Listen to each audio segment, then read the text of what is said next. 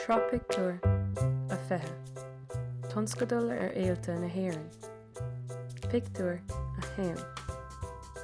Sa fictiúir seo, labhraíonn an múinteoir Gaeilge an túsann ó rian le na rang idirbhliana faoi thonscadal atá le déanamh agat mar chuid den cuarsa.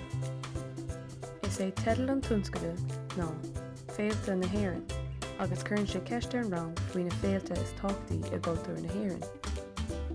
Léann siad an tábhair seo le chéile sa rang. Pictiúir a dó. Sa fictiúir seo, socraíonn Seán agus Máire obair dhéanamh le chéile ar an tonscadal.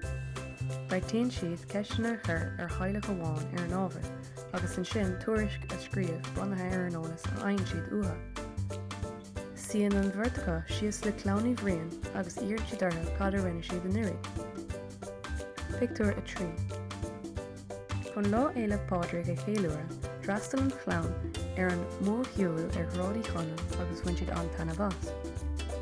An oíche sin, bhí seisiún ceol traidisiúnta ar siúl sa taachtáine, áitiúil agus bhí ceol den scáil le chlostáil ann. Pictiúir a chathair. Ansin, ar oíche tháina, bhí an clown fíorghnáthach ag maisiú an tí den ócáid sin.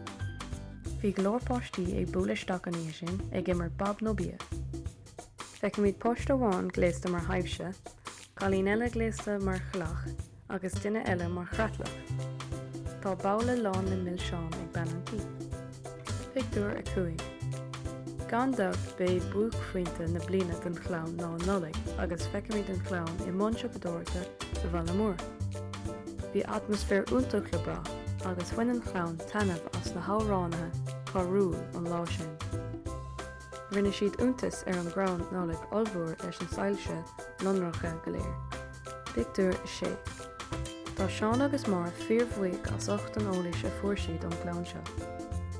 Darló, bhí siad go léir thar bheith cabhrach agus an tionscadal seo á dhéanamh acu. Ceistena. Cad é tedal an tionscnamh atá le déanamh? Cad atá ar siúl ag Seán agus Máire i Pictiúir a dó? Cad atá á dhéanamh ag na páistí i Pictiúir a chathair?